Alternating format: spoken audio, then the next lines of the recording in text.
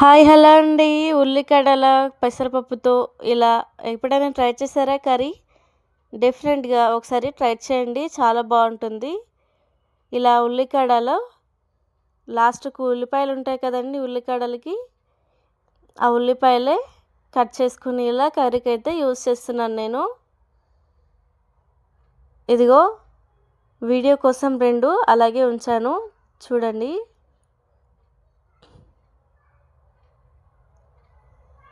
ఇదిగో ఇలా ఈ ఉల్లిపాయలే కట్ చేసి కర్రీకి యూజ్ చేశాను. 2 టమాటాలు, నానబెట్టిన పెసరపప్పు ఇలా కర్రీకైతే యూజ్ చేయాలి. కడాయి వేడెక్కినాక కడాయిలో ఆయిల్ పోసుకొని ఆయిల్ కొద్దిగా హీట్ అయిన తర్వాత ఇలా జీలకర్ర, ఆవాలు అయితే యాడ్ చేసుకొని అవి బాగా చిటపట్లాడిన తర్వాత ఇందాక చూపించాను కదా ఉల్లిగడ్డలకున్న ఉల్లిపాయలను కట్ చేసుకొని దీంట్లో వేసుకోండి. దాంట్లోనే అల్లం వెల్లుల్లి పేస్ట్ యాడ్ చేసుకోవాలి. ఉల్లిగడ్డలకు ఉల్లిపాయలు లేకపోతే ఒకవేళ మనం ఇంట్లో ఉల్లిపాయలు కూడా కట్ చేసుకొని యూజ్ చేసుకోవచ్చండి కర్రీకి. దీంట్లోనే కొద్దిగా పసుపు అయితే వేసుకోవాలి. పసుపు వేసుకున్న తర్వాత కచ్చాపచ్చగా దంచుకున్న పచ్చిమిరపకాయలు ఒక 10 పచ్చిమిరపకాయలు తీసుకొని బాగా దంచుకొని కచ్చపచ్చగా వేసుకున్నానండి ఇక్కడ. ఆ ఉల్లికాడల్ని కట్ చేసుకొని దీంట్లో కర్రీలో అయితే వేసుకోవాలి. ఇలా తాలింపులో వేసుకున్న తర్వాత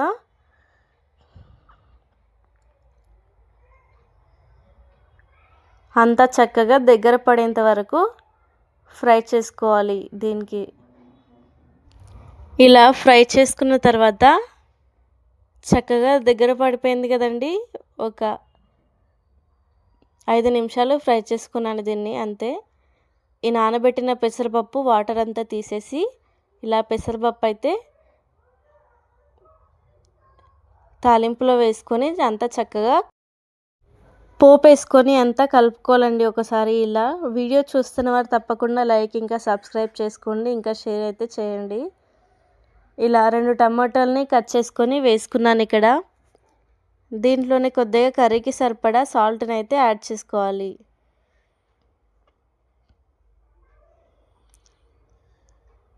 ఇది చక్కగా మంచిగా కలుపుకుంటూ ఫ్రై చేసుకోవాలండి. అయితే కర్రీ టేస్ట్ అనేది రెట్టింపు అవుతుంది.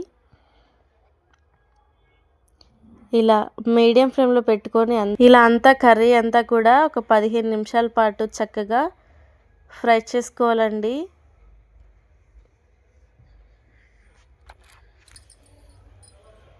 దీంట్లో కొద్దిగా